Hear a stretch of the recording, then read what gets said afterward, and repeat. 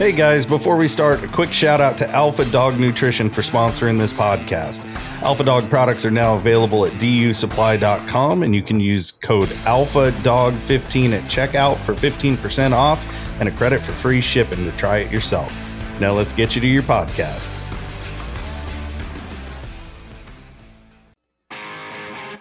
Welcome to my podcast, where we are going to talk about a lifestyle with dogs and throw in a few life lessons along the way.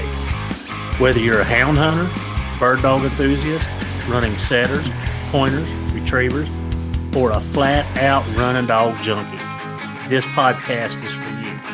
I am your host, Heath Hyatt, a certified law enforcement canine trainer with over 3 decades of personal and professional training and handling experience. It's time for me to pay it forward. So grab your leads, lace up those boots, and come and join me on this lifelong process of teaching, training, and learning.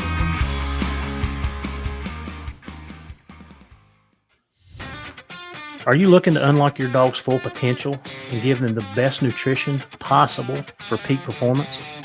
Then look no further. Inukshuk has what you're looking for. Inukshuk's nutrient-dense formulas are crafted to keep your dog's energy high and performance top-notch. Packed with premium proteins and essential fats, Inukshuk delivers the balanced nutrition your dog needs to thrive. From hunting dogs to police canines, Inukshuk is trusted by professionals. Give your dog the power of peak performance with Inukshuk professional dog food. All right. Thank you guys for coming back on a Wednesday. And this one I've been trying to record for a while, since I was in Canada. Sarah kind of put me in this direction. So I have reached out, and we finally got our scheduling down where we were both in the same place, or not in the same place, but we were both able to be where we need to be to record this. So as I was telling, we've got Chelsea Hansler on today. And if you guys follow her on Instagram, I know I just looked at her page and she's got almost 30,000 followers, and it's Chelsea Hansler's art. Mm-hmm. And I am so disappointed, Chelsea, that I did not win that painting. Like, I'm going to have to go beat somebody up, I guess. But she had a few of those people message me not happy. Yeah, she had a raffle a couple month or so ago, and we put in for it, trying to win some of her artwork. And if you guys are into that, and it's not just the art itself, it's like the memory of it, and to have it painted just kind of brings it to a whole new level. So we've got Chelsea on today. Chelsea's from Ontario. She's a little bit north of the Algonquin Park, which if anybody's been to Ontario, they'll know that, because that's one of the tourist destinations, I would assume. Mm-hmm. And I used to hunt right south, like just right outside the park. We'd have to cut the dogs off sometimes for them. We didn't want them going in the park because then you can't go kill them. Yeah, it's tough. So anyway, we got Chelsea Hansler on today. I am thrilled to have her on. We're going to talk about a whole lot of different topics today. So Chelsea, just kind of give the listeners a little bit of a rundown on who you are, what you do, and we'll go from there. Yeah, sounds good. Thank you for having me. Yeah, it's there's got a lot going on. I grew up in a hunting family, but didn't do a lot of hunting with my family. I kind of had to do it all on my own from the start. I didn't grow up with hounds. That wasn't until later my husband did. He grew up with his Opa, and his dad ran beagles. So he kind of had that exposure growing up. And then both of us were in the military. I just served one contract. And then, so during that time period, we couldn't really have hounds. We were just away too much. So we had a friend in the area that we'd go out with him. And that was kind of my introduction to bear hunting. That'd be over 10 years ago now, I guess. And then as soon as we got out, we bought some hounds right away. And that's kind of the rest is history. Everything else is based around the dogs. Our lifestyle is based around the dogs and hunting with the dogs. And we moved where we moved because of the dogs. So that's kind of like hound hunting, bear hunting is our thing. Everything else is just kind of revolves around that. And that's kind of where I turned when my kids were really little, I could only go out so many days a week before the kids had enough, and they were just little monsters and tired. And so I had to kind of find a way to stay home that I still felt like I was, I don't know, being a part of it somehow. So I started painting hounds at home. And that's kind of just, I'm either painting hounds or we're out with the hounds. And we spend a lot of time with the dogs, or the kids do as a family. It's kind of just been a family thing since day one, since the kids were little. When we released from the military, we actually bought a camper trailer, and we went and camped on Crown Land and ran bear. My son would have been 3 months old, and my daughter was about 9 months old, or no, a little over a year old. And that's kind of just been, they don't really know any other way of life. But yeah, so then we ended up moving off grid to our hunt camp, and we've been there for about 4 years. We just live pretty simply. We don't have running water. We have an outhouse. We cook on the wood stove. We're pretty basic people. As long as we have the dogs are good to go and they're healthy and the kids are healthy, and the rest of it doesn't matter. It's just stuff, and we're pretty easy to please. But yeah. I would hate, I got several questions to come back on, but I want to make it, I would hate to think that I had to use an outhouse in the springtime with them mosquitoes. Oh yeah, it's not great. Horrible. Yeah, it's not great. You kind of just have to fend for your life, and you don't sit there and read a magazine, do you? No, you don't. It's not leisurely, that's for sure. Yeah. So I want to go back to a couple things you talked about right there. And you talked about, you grew up with a hunting family, and you and I kind of briefly touched on this before we started recording. 30 years ago when I started into hound hunting, you and I talked, there was you didn't see women in the sport. You would see a wife that would maybe come with her husband, drive the truck around, pick them up, and so on and so forth. And that was few and far between. Like back then, I can tell you 2 that I know for a fact. And I know as the years have come and gone, we talk, like my daughter, she's 15 now. She was at her first bear tree at 5 years old with me. That's awesome. And she has been, so for the last 10 years, I can't tell you the trees we walked to, the dogs that we've led and cared for, because that goes back to the lifestyle. It's so, it's so interesting that you talk to people all over the country, even all over the world, because I have friends, in different continents, that we have this conversation that I moved where I moved because of my dogs. I didn't want them bothering people. I'm able to let my pups run loose pretty much until they start running off game, which is usually a deer or whatever, and I put them up. All my vacations are basically wrapped around some type of hunting. Same.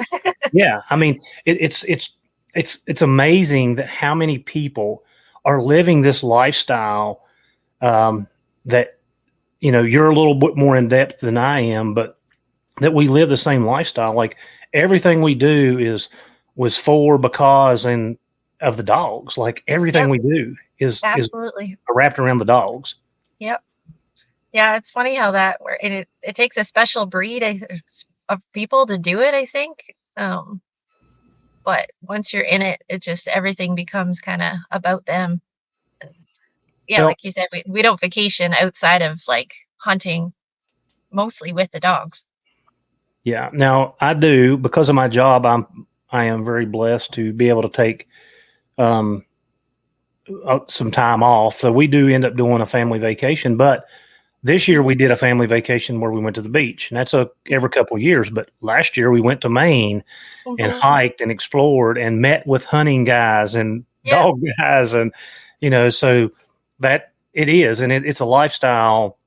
And I know that it resonates with people because a lot of us are doing it. A lot of people, and I would say it's hard to put a year number on this, but I would say since 2013 and 14, so that's 10 years ago, you see more and more people going back to the roots.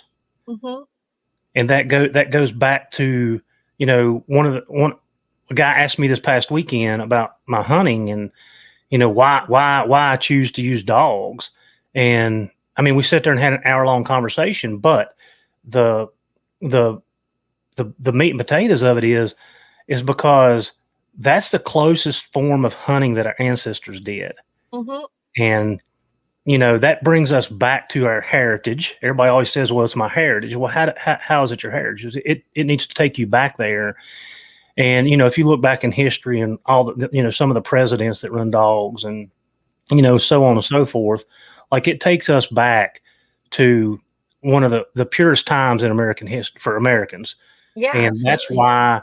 that's why I do what I do, is because it connects me to a time that's far gone and past. Yeah. Yeah. Yeah. That's why we do a lot of what we do. I just like knowing that we can do it all ourselves and be self-sufficient, and just working with the dogs to do it is, until you do it, you don't see, like, once you have that connection with the dogs and see them do what they're supposed to do, like there's nothing that trumps that in my mind as far as hunting. And people always ask me like, "Oh, did you shoot a bear yet? Did you shoot a bear?" As if that is like the end goal of bear season. And I'm like, "Oh gosh," like, and then I tell them about the puppies making their first tree and all these other, like, in my mind, are what the victories are. And it's a completely different game, I guess, than, I don't know, just what other people have in their mind. But once people form that connection with the dog, and it's a whole other lifestyle and a whole other adventure that, I don't know, I don't foresee how I could ever go away from it. Yeah. And I don't remember who I had a guest. Luke. I had Luke Cox on from Hunt, Lift, Eat. Mhm, And he said the same thing. He said, without hunting, I don't know what I would do. mhm. Like, he's not a hound hunter, but he's an avid hunter. And the dogs are, like you said, it's such a part of life. Like, Mhm. I don't know what we would do without them. Like, No, no.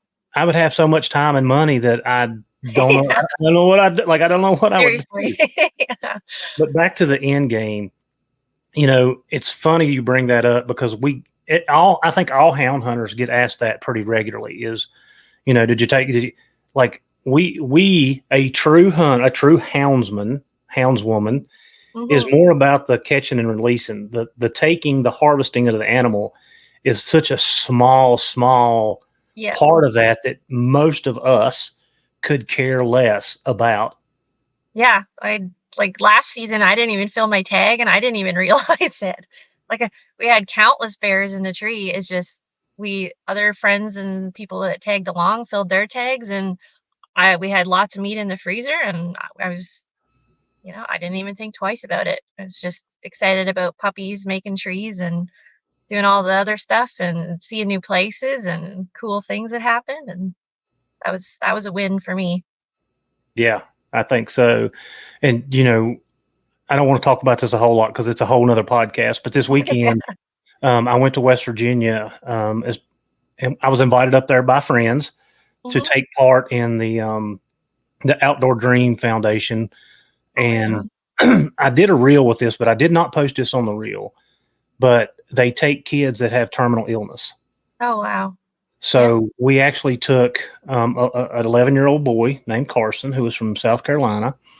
And when we were able to harvest a nice bear, 240-pound boar, nice Nice. bear, the excitement on this child's face, the enthusiasm, like it's running chills up me just now, just Yeah. reliving the memory of him jumping on his dad was laying down. It was so Oh, steep. He jumped on his dad and was hugging him, and he was yelling and screaming, like just overwhelmed with joy. yeah. And that is being able to take somebody that will never get this opportunity that you and I Yeah. do, Mhm. take them hunting and be able to show them our world, what we do, and how much the dogs mean to us and how our relationship with our dogs are. Um, to me, that hunt this weekend will probably trump everything that I've done this year Oh, and maybe even absolutely. next year. Right. Yep. That's what it's all about. Yeah. Yeah. And like I said, just the excitement from him and his dad. I mean, his dad, they literally just buried their 18-year-old son 3 weeks Oh my ago. gosh. That's And awful. it was, I mean, it was a teardrop. I mean, I have to say it, like it choked me up a little bit just talking to his dad and Oh, um, absolutely. having, being able to take Carson on his hunt. And just Couldn't like I said, imagine. yeah, like Yeah. it was phenomenal. It was phenomenal. And it's Yeah. nothing, the guys that I went with, like I said, I was invited with them, and I'm blessed and honored that they asked me to come with them. Mm-hmm. Those guys went above and beyond to make this a great experience for his family, his dad and him. His mom was there, but now she did not go in the woods with us. Mm-hmm. And to be able, to harvest a bear and do those things, like, people don't see that enough in our sport.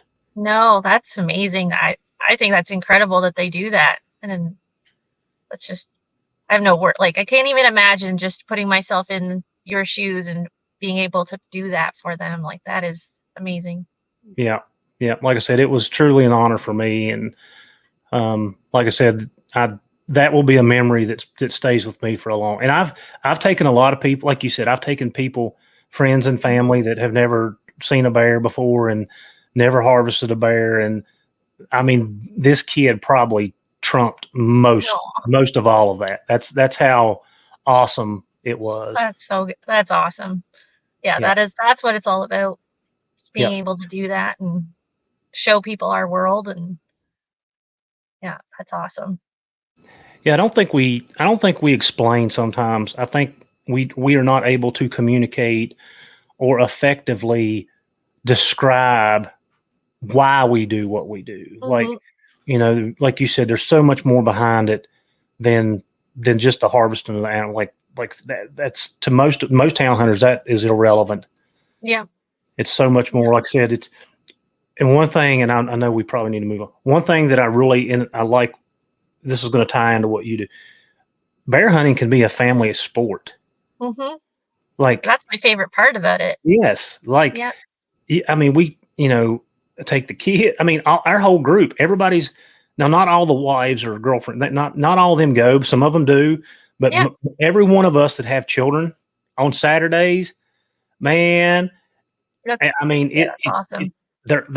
that's what they're about. They want to go Yeah. because they want to see their friends, and they want to brag on their dogs and who did. Yeah. They want to do the things that adults don't do anymore. But it can be a family sport, and there's not many other um, hunting types that you can do it as a family. Yeah. Yeah. And if you can cater it to different, like, I don't know, that's kind of how we've always done it, is that, if it's going to be a 1.5 mile walk through beaver swamps and all kinds of stuff, then I'll just, well, when they were little, now they'll make it in there. But when they were little, I would just stay back and we'd have a campfire and make some hot dogs. And, I was just keeping them content and happy. And then when we see daddy coming out on the GPS, we'd maybe like walk in with him and go on a little hike and find him. And sure, we didn't get to go to the tree, every single tree when in those days, but we were still there and I was watching and learning about the dogs and, just trying to keep kids happy. But they were having a blast. They had no idea. They were just out having a good time with mom and dad. And we don't have a large group here. We have a lot of friends. We have some that are past Pembroke, like Renfrew area. So they'll come up sometimes. And we have some friends in like Southern Ontario, and those weekends are fun because we'll get like a big group of us and we'll all go out. And it's a good time. But yeah, you can tailor it. And we've taken, like my mom's gone out just to go for the ride, and she doesn't really hunt, but she's just, see new country. If you like four-wheeling and like trail riding and all that kind of stuff, you probably have fun with that at the very, very least. It's just being outdoors. Like, it's just Yeah, being in exactly. nature. And, Mhm, I fuss so much um, about the kids and their electronics. You mhm. know, your kids are probably disconnected from all the crap that's going on in the world and what's going on, and they could care less, but they're getting an education from being outdoors that most kids never get. It's still a fight though, even because they go to a public school, so they don't really know as far as like what we expose them to, but then they go to school with their friends who live in town and stuff, and they all have cell phones, and all these different apps and all these things. And it's a daily, like right now, my daughter's 10 and my son's 9. He could care less. But my daughter, she's getting into that age where she's like, I want a phone and all this. I'm like, well, that's great, but it won't work out here anyways. So like we've dug our heels in and won't give them phones or anything like that. But yeah, they don't, I hope someday down the road they see that what we have given them as far as like just an outdoor education and being outside and all the things they know. Like my daughter knows more things, and my son too, more about the outdoors and like survival and starting fires and all the things that are just basic things as far as survival stuff and woodsmanship, I guess. They know more than most grown men that I run into. So I think we're doing a okay job, but it's still just our world right now. It's just a constant fight to keep them away from electronics and that kind of stuff. But I think we're doing okay so far. Yeah, you're teaching them great life skills, whether they understand it or not. And I always tell people this. I always think that you circle back around in life. You may, and I use the compass. Like I do a little course that I talk about the compass and how we get off, and the compass keeps us headed north. And I always think that with family and kids and with me. And I look back at my life, how I got off course several times through my young adulthood. Yeah. And, I ended up coming right back to my roots, to how I was raised and the stuff that I did. And, in my late teens and early 20s, I didn't, you don't think about that stuff. You're out there you're trying to figure out life on your own. And then as you get a little older, you're like, gosh, man, my parents were right. I probably should have listened a little more than I should have. They weren't telling me to be, back then, we call them butt heads, but, now it's like, Dad knew what he was talking about. I should have listened. So I always feel like that most people, they circle back into their true north, and what you're doing with them is outstanding. Well, thank you. I sure hope they're great. My daughter, she was like super into hound hunting.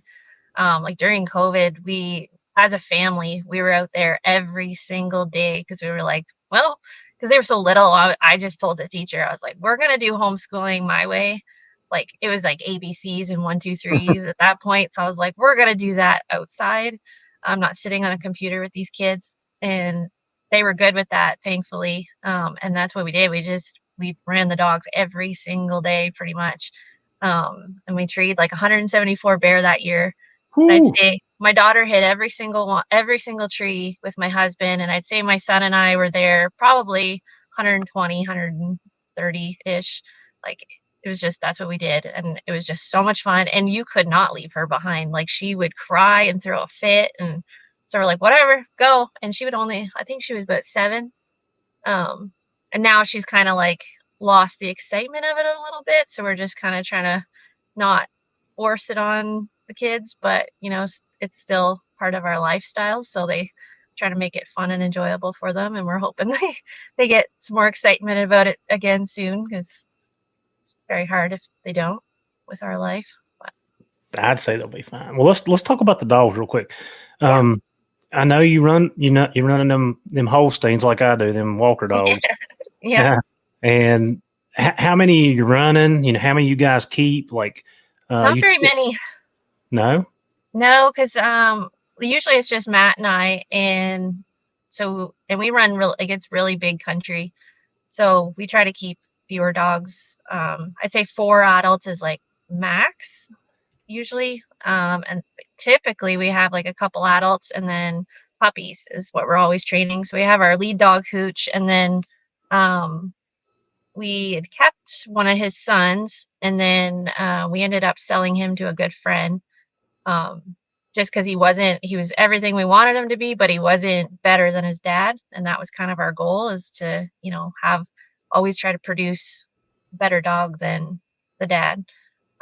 So then we have his son from the next litter, Thor, and he's just fast, like just so fast but efficient, does all the things right. So yeah, we have those 2, and then we had a dog from out west that we finally found another line of dogs that we liked. So we had him, and then we have some puppies off of him crossed with our walkers. He's an English dog. And so far they're doing great job. They're making trees like 7 months old. So now we're just kind of being nitpicky with them and seeing what the next move is. But yeah, so usually I'd say 6 is max. So do you have your own females that you're breeding? Or are you breeding your male to somebody else's female and taking a pup? How is that working? So we had a female from the same line as our lead dog. And then they were bred together, and they produced the first litter of puppies. And I think our friend had that litter, and we took some puppies from that litter, and we're really, really happy. They were starting early. They were cold trailing early. They were doing all the things. They just didn't tree very hard. But I guess because maybe the running walker in there, that took some extra training. And then, yeah, we just kind of have been trying to expand the gene pool a little bit to get Hooch in there as much as we can with multiple puppies. And then we place them out with some good friends, and then they usually come back and we'll train them and kind of evaluate them and see what they're doing, and kind of go from there. But yeah, I kind of do the same thing. Very seldom do I ever sell a pup. no, I'll try to place them strategically, like I want somebody's going to give them opportunity. That's the main thing. Yep. The dog's never going to make it if it don't hit the woods. Yep. So try to give them to people that I know are going to hunt and give them plenty of opportunity. And then, like you said, you kind of reevaluate that cross. What do I need to add, take away? And I don't know if you know. So I'm running the line of dogs too. I got some of my dogs I got them from Mike Kemp, which are they're 3/4 treeing walker and quarter running dog.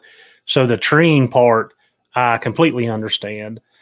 But one thing I've learned, my two oldest dogs that I got from Mike are 5, and I'm running some puppies now that are a year. They're exactly a year old. Now they did not come from Mike, but I bred my female that came from Mike to another male. And these dogs are running really, really well. They're staying at the tree. Actually Saturday, I got one. This is my B litter, so they all start with B's. I don't know how you That's a good idea. So Bronx is my big high tan male. He started treeing this weekend, and Briggs, which is my other male, last Wednesday he made a really hard. It was over 10-mile race. And when I got there, I could hear him in there, and I'm like, okay, is he just barking? But when I got everybody tied up, like he was looking up, so he acknowledged that, hey, whatever I'm chasing is up here. Yeah, that moment when it clicks. Yeah, so it takes them a little longer, and I think people get a little discouraged. But one thing I have found with this style of dog is they are not going to pull up short on you very often. I mean, like Spook will run by. Dogs could be flat in there treed, and if they're wrong, just give him a second. He'll be on by them, and he'll go on and do his thing. And Kate's the same way. And I'm really hoping that these pups do the same thing. I'm looking for that. I want them to be 100% sure when they lock down. Mm-hmm. Yeah, and that's like, it took some time to get them to just, because a lot of the time, some of the puppies, they would get to the tree and they'd be like, okay, found it. Like they acknowledged that it was there, but they were just like, I want to keep running. And then they would circle around trying to find something else to run.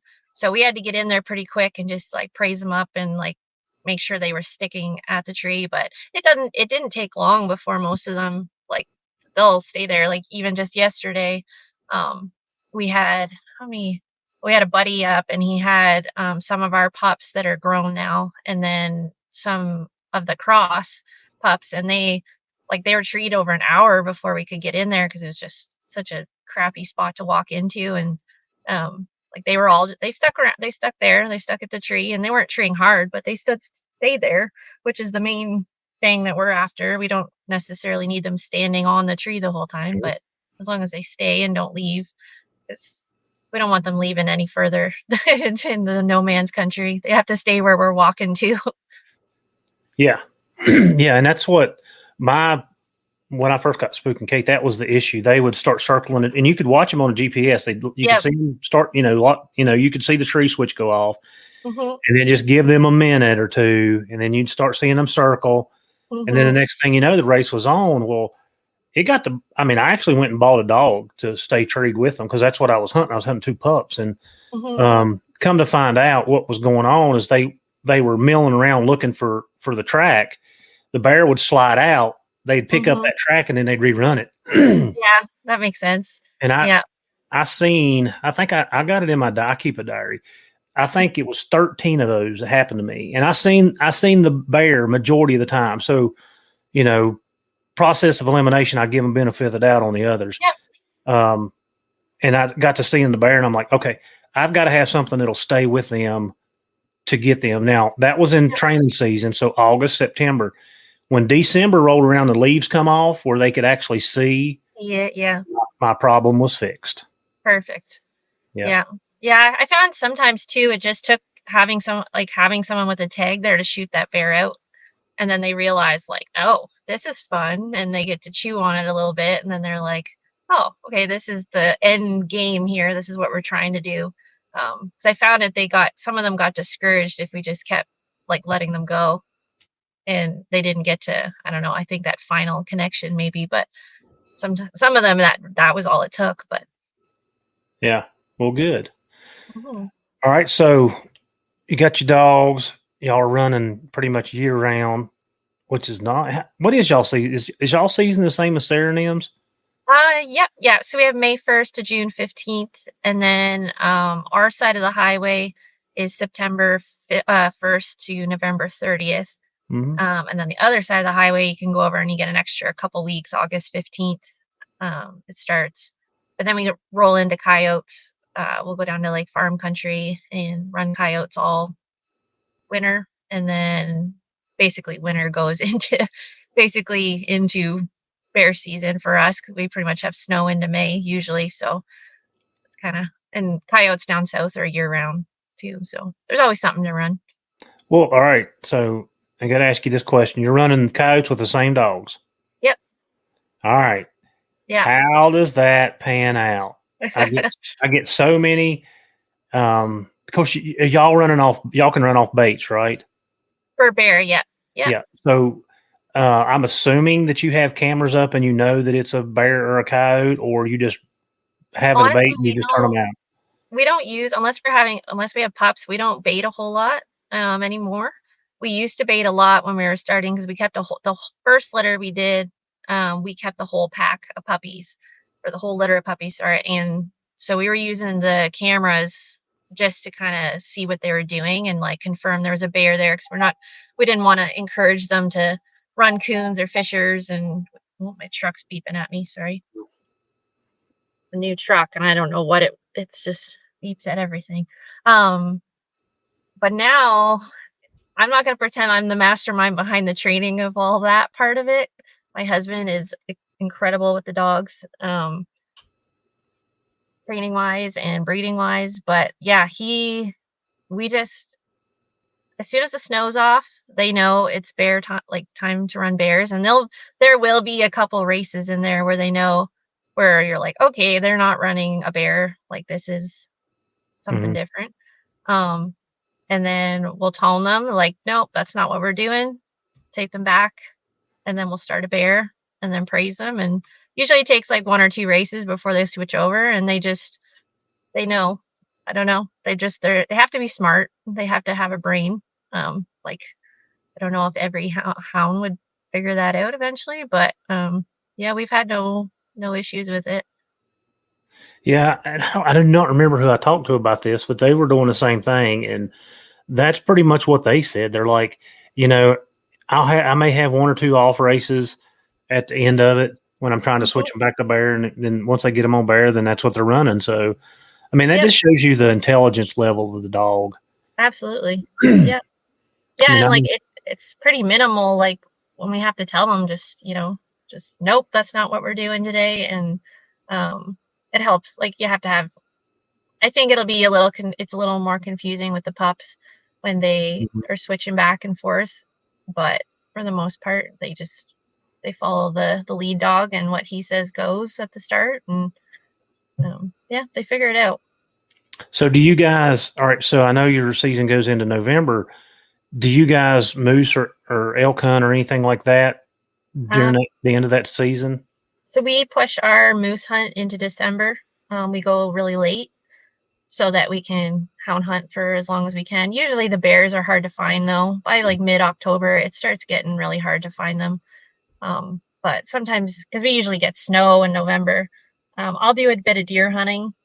But we also, with deer season and stuff, we just try to be respectful, and they only get like a couple weeks out for rifle season. So we just try to keep the peace and try to just stay where the deer hunters aren't, and same with the moose hunters. But yeah, no, I do more. My husband goes moose hunting, but I'm a pretty big into the moose hunting, but my husband just goes for fun. Just so you know, the painting that you did with the moose standing in the river, that's the one I wanted if I won. That was it. I was like, that's the one I'm getting. That's the one I'm getting. So yeah, I have a few people not happy that they didn't win. I'll have to do one again. You know, I could play the lottery and I could buy 99 tickets out of 100. And the 100 one would win. That's how my luck runs. So I don't get too upset. I know going into it that, yeah, this is not happening. Just it is what it is. So, but yeah, the painting you did of the moose, like, and I love the dogs too. Like, I love the dogs, and I think to take that picture and put it into a painting is more.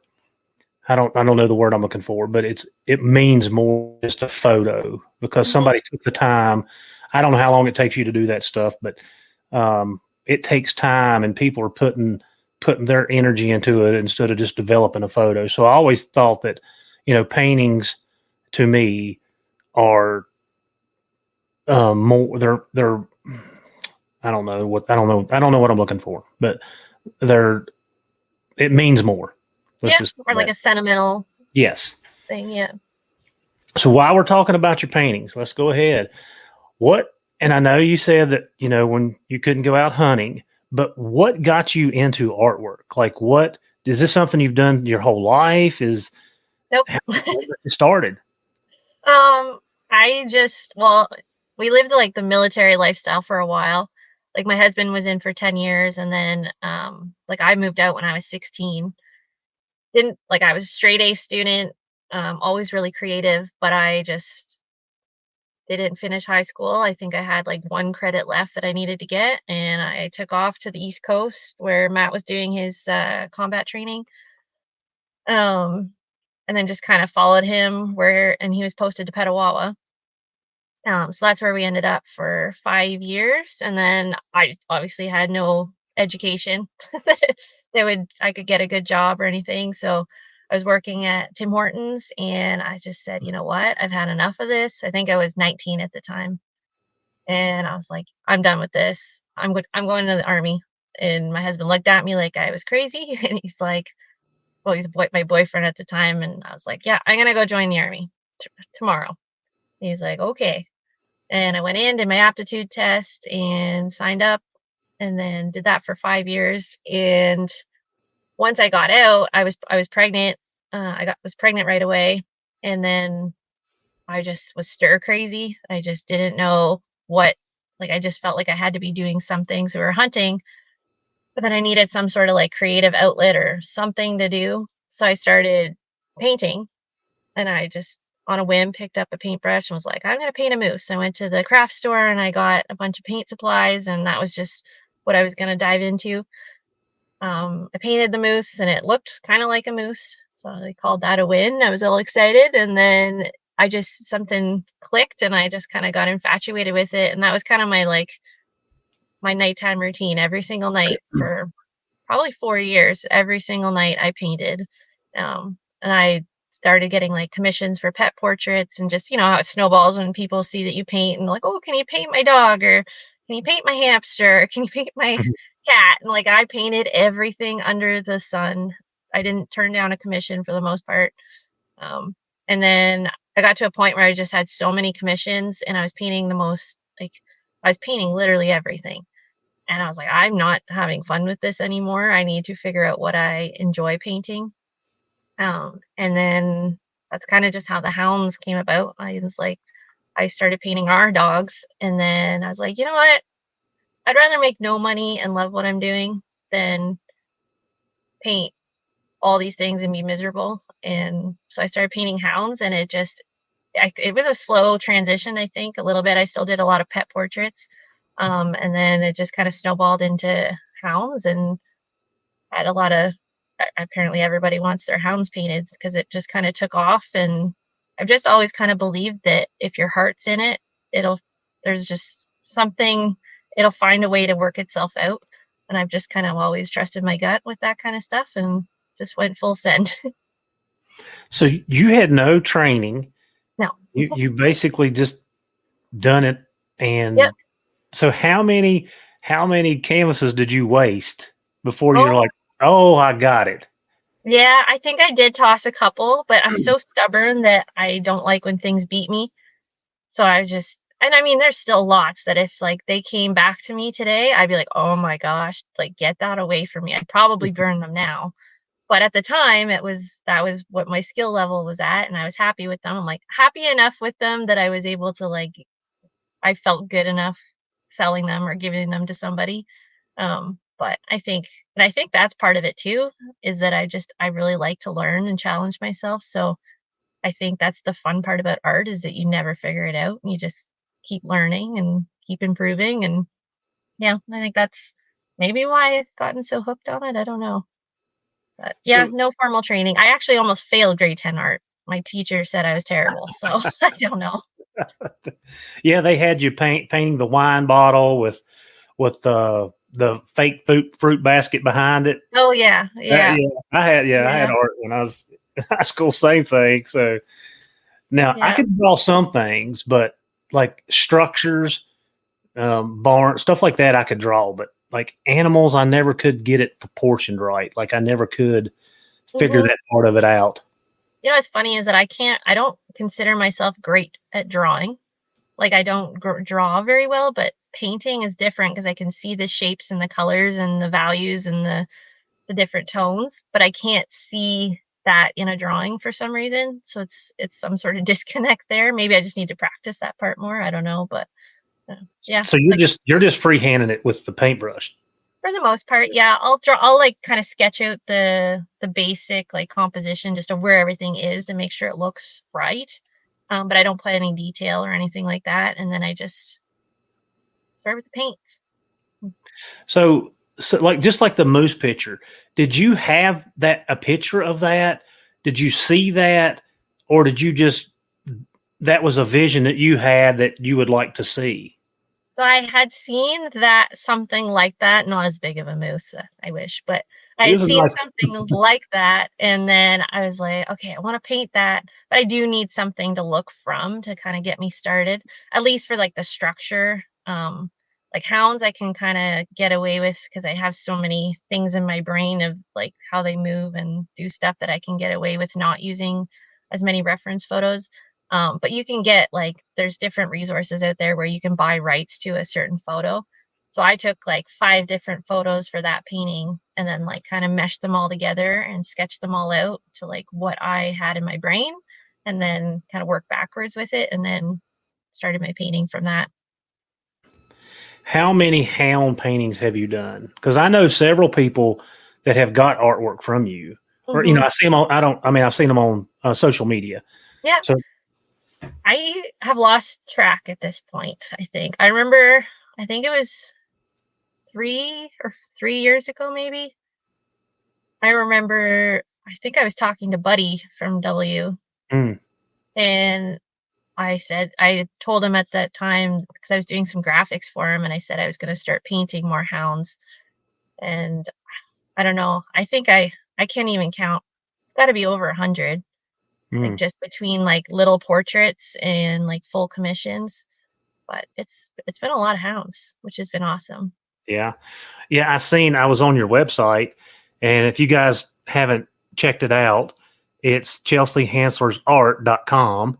You can Mm-hmm. go to her website. I was on your website kind of scrolling through it, and it looked like a hound up on top of a cliff. It wasn't a wolf, Mm-hmm. was it? It was a hound. Yeah, there's a hound. Yeah, that was a very, very nice painting. And I was like, man, I'd love to have it. And I'm like, but my dogs would never be out. That like a picture out west. Yeah. Might Yeah, as it well was be in a laurel thicket where you can't see them. yeah. Yeah, that was a picture from Cody Henson, uh Royal Time on Instagram, I think. But I'd found that years prior, and I had asked him if I could paint that photo and like change it up a little bit just for the painting. And he said, yeah, go ahead. And then I started it, and I just wasn't skilled enough to like actually, and I got so frustrated. That thing sat on my wall, and I picked away at it for like 3 years, 2.5, 3 years. I picked away at it, and eventually my skill level caught up with my brain, and I was able to actually finish it. But yeah, that was I think my second oil painting that I've ever done. Nice. Very nice. So do you have a collection at your house right now? I mean, because Kind the of. ones you did for the raffle, like you had like 8 or 10 Yeah. choices. Yeah, they're well, we have like our cabin's not very big either, so I try to keep them like moving if I can, but I have a pretty big collection of the Hound ones now because I've been doing the covers for Bear Hunting Magazine. Mhm. So each time I do that, I have the painting, and I'm terrible at updating my website and like actually getting the paintings up there to be, for sale. So I've got a stack of them that I've been meaning to do. I think I'm gonna end up hiring somebody to help me out because I'm not very good at the maintenance side of the internet, and Instagram's about as all I can keep up with. Well, if you're like me, and I know you are, you're too busy doing everything else to Exactly. take up, to like some of the back end stuff that we need to take care of. It's Hmm. hard for me. Like Yeah. this hunting season alone, like my social media, I have it's just tanked because I'm out hunting. I've been hunting by myself the majority of the season. Very seldom have I got somebody with me. And you're trying to handle Hmm. dogs and trying to do this and trying to do that. And I'm like, yeah, I should have got that on video. Well, I should have done Yeah. that on video. Oh, I I'm know. awful. I'm awful. Same. And I've had friends even tell me like my social media has been doing fine on its own somehow. I don't really know what the secret ingredient is, but anyways, I've had friends tell me like, "Why don't you post this? Why don't you do that? Why don't you do this?" And I'm like, I'm just enjoying what I'm doing, and if I remember to take a photo or a video, awesome, but I got my hands full with dog leads and dogs and a gun and Mhm. sometimes in a GPS, and I want to make sure that I'm like in case that bear comes down, like I don't want to be that idiot with my phone in my hand instead of the thing that I need in my hand. And it's great if you have more people there, but it's always just me, or it's just me and Matt. Like we're not it's I'm sometimes alone going into the tree, and it's sometimes Matt's alone, or it's just me and him. And I don't know. It's just that's Instagram and social media is kind of an afterthought, but I do like sharing that aspect of, hound hunting in a positive way and showing that it's a family thing. And but yeah, I'm not great at keeping up with it all. That's for sure. Yeah, I'm like I said, I'm the same. Like I said, I'm horrible. And like I said, sometimes I'm just caught up in the moment myself. Hmm. Like what you said. Sometimes I just sit back and I'm taking it all in, and I don't get my phone out, or I just forget, and then I'm like pulling the dogs away from the tree, and I'm like, oh yeah, I should have Hmm. done that. So I'm with you, and and anybody that hunts in a small group or by themselves, they understand that like just handling the dogs itself is a chore. Yep. Much less trying to do something else on top of it. Yep. Yep. Yeah. And I used to kind of like because I mean, my business and everything is basically through Instagram these days. Like that's how I make my money.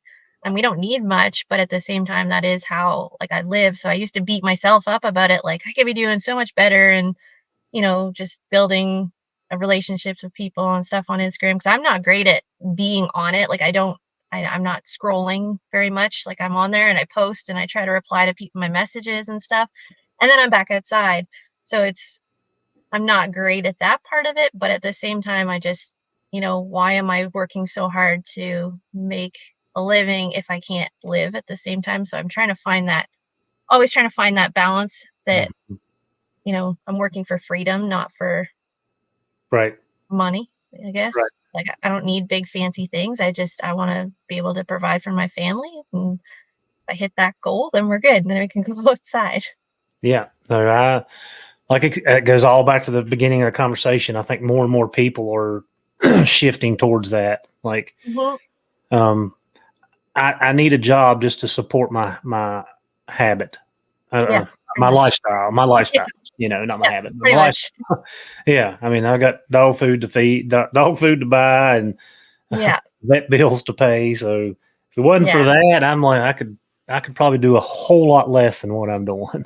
Yeah. I'd be rich if I didn't have to pay for vet bills. Yeah, for sure. So wrapping up the art, like that's just something that you just come across, and now basically you're making a living off of it. Yep. Yep. Yeah, it's just kind of snowballed. I'm getting into more like wildlife stuff. I've had some like bigger, like the Wild Sheep Federation of BC, like they've reached out and stuff. So I don't know. I think if you just put your heart into what you're passionate about, and just the opportunities have kind of come my way, which has been incredible, and feel very blessed that way. Just be able to live the life I do and paint, and I enjoy it, and still get to spend, like, I can still change my schedule around bear hunting, basically. Yeah, everything we do is Yeah. for and because of the dogs. That's right. Yep. All right, talk to us before we wrap this up. When I was up in Canada with Sarah and them, you were at a summit. You do a lot of things outdoors, and it's women driven, correct? Yep. Yeah, this has kind of just been a recent thing. I've been mostly a recluse for the past forever. I've just enjoyed being, on my own. I didn't have a lot of girlfriends growing up like you were saying, like I didn't really know anybody any girls that hunted. And then I ended up winning that trip up to Alaska with Bristol Bay Retreats. And I was just, my like world was kind of opened up. I was like, wow, like these are all these amazing women that are just so down to earth, so incredible. They just want to be outside. They like the same things I do. And I just was kind of blown away by that. And I became really good friends with Tana that runs it. And I was good friends with Lindsay, who's like her, who helps run all of it. And they ended up inviting me to Idaho to help teach. So I helped with a couple classes. I didn't have a permit for taking my hounds down, but we had another girl come in and we did like a hound class. That was really cool. So we took out like 4 beginners and just kind of gave them like the start to finish, and talked about hounds and like vet care, and just, I don't know. They were just kind of gave a rundown on all things hounds for them for the whole day. And we took them out and showed them what the hounds were doing. And that was really cool. And then I helped with another class with fur handling and skinning. I do a bit of like tanning and that kind of stuff at home.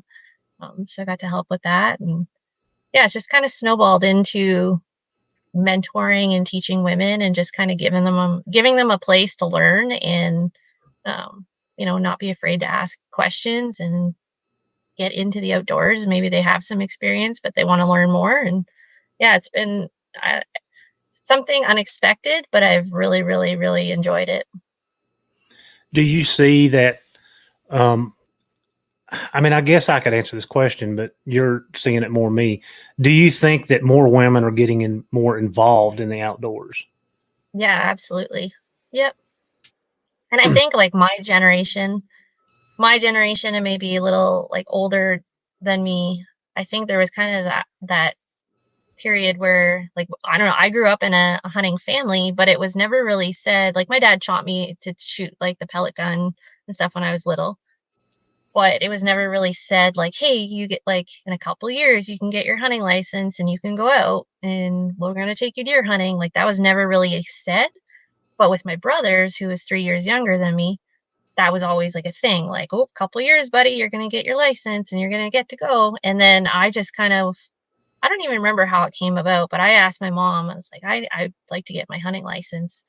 And I think I was like 14. So she took me when my brother was able to go. And then we got our hunting license and then told my dad, like I was a teenager. So, typical teenager sleeping in and um, kind of probably miserable at that point. And my dad's like, well, I just said I wanted to go out deer season. And it's kind of like, yeah, okay. And didn't really believe that I actually get up in the morning and go. And so I was like, well, okay, can I have some camo? And I need a gun. And he gave me this single shot shotgun, told me how to load it. I'd never shot a shotgun before, nothing bigger than a 22. And he told me there's a bin of camo downstairs. So I went down and I picked through the bin of camo and ended up finding some like, I don't know, way too big for me camo, tied it up with a hockey shoelace and waddled my way out to the tree line. And I sat down where he told me to go. And I sat there as he told me the only instruction I got was get over there to that rock, sit down and don't move and don't talk. I'm like, okay. And that's what I did. And then I ended up shooting just like a little fork buck like the second day.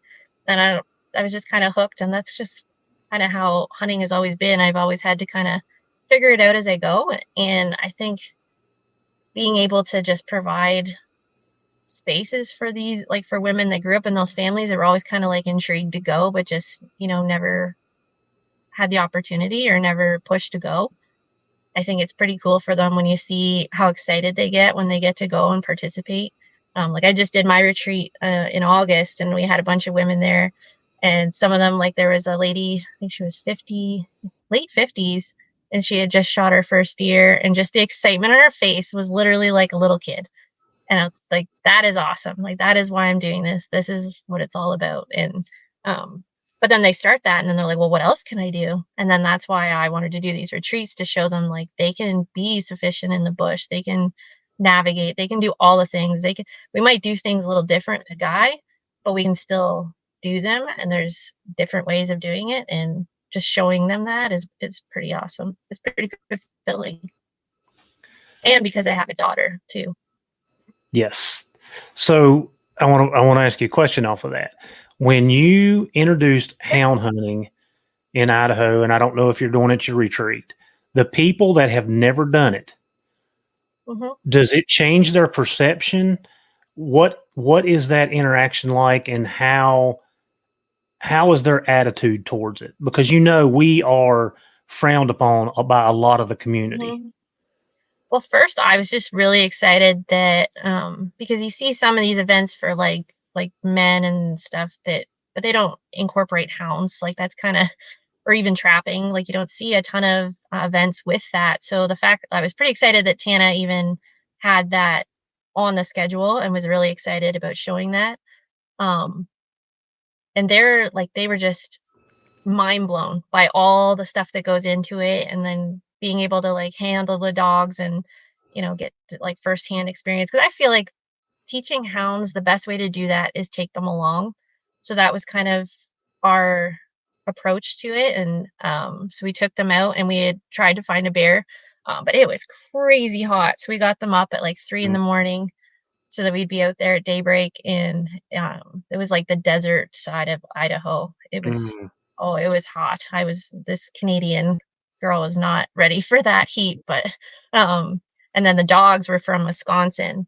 So yeah, it was a bit of a climate change for them too. But yeah, it was still cool though, because we got them out and they got to see them like cold trailing, and they ended up getting into a skunk, which kind of was good.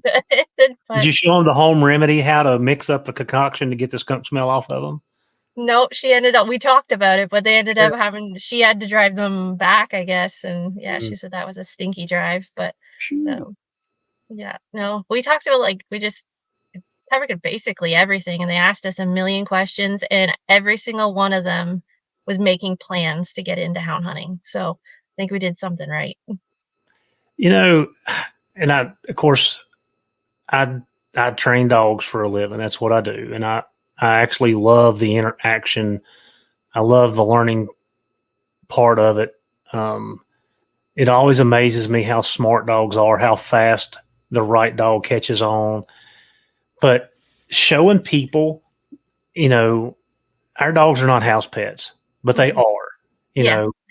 You know, my dogs are not allowed to stay on the couch, or I've got a shepherd laying right here on the floor right now.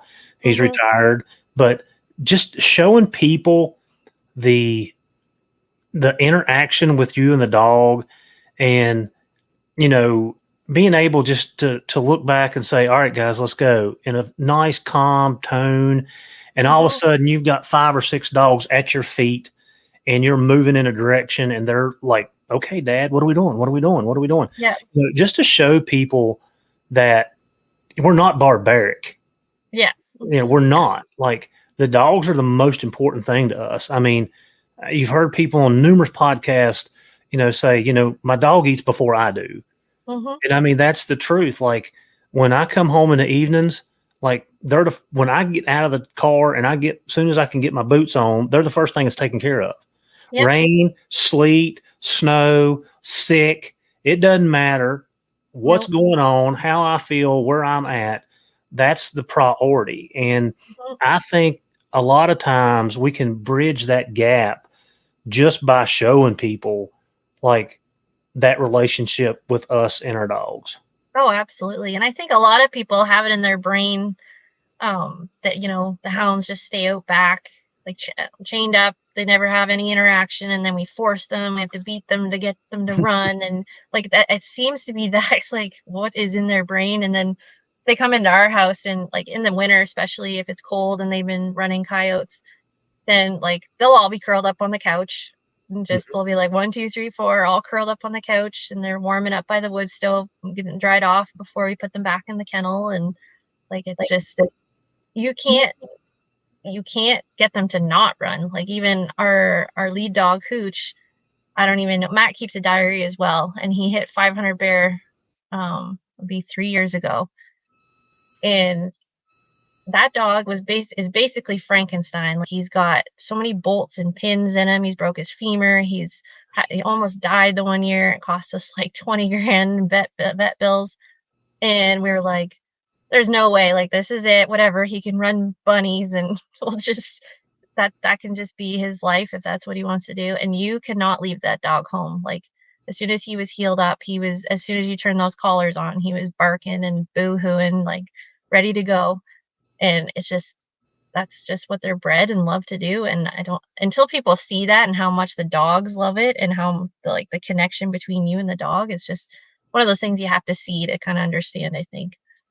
Yeah. Well, I'm glad, that's something that you guys are doing, because every person that we can change the perspective of in a positive light only benefits it only benefits us. Yeah, so, exactly. Especially with, like, right now with you guys, always see all the battles you guys are facing down there. And it's just the more people that know about it and just understand it, the better. Yeah. Education is one of our best tools, is being able to educate people. And, like I said, change the narrative a little bit, because it's not what, like you said earlier, it's not what people think it is. Like, it's not. Yeah. It's a tool. I use my hounds. Well, I don't use them. They're genetically programmed to do exactly what I give them the opportunity to do. Yep. And like you said, when they've got when that genetics is that deep and that DNA is that strong, and that you're not stopping them. Like, that's what they're supposed to do. Yeah. Good luck telling them otherwise. Yeah, exactly. Yeah. Well, Chelsea, I appreciate it. Thank you so much for your time. I know you had to drive out to town to get service. Is there anything that you want to leave us with? Any wisdom, bits of knowledge, like, lay it on us? I don't think so. Other than, if, like, no matter where you're at in life, if you want to do something, just find a way to do it. If you want to hunt, you want to hound hunt, like, it's never too late to learn. And I think that's, I don't know, pretty special with, like, the way Instagram is and just the networking that's available at our fingertips right now. There's always somewhere to learn. And But yeah, it's never too late. That's right. Well, thank you for taking the time out of your day to come and spend your day with us. Yeah, thank you for having me, and I'm glad that we finally could get our schedules synced up. Yep. All right. Thank you for helping us teach, train, and learn. Thank you.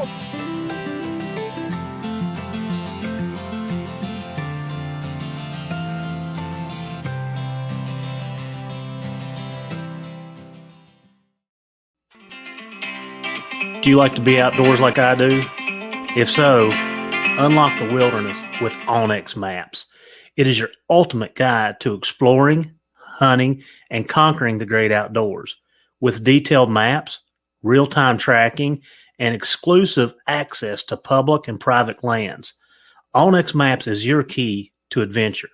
Discover the possibilities and never get lost again with Onyx.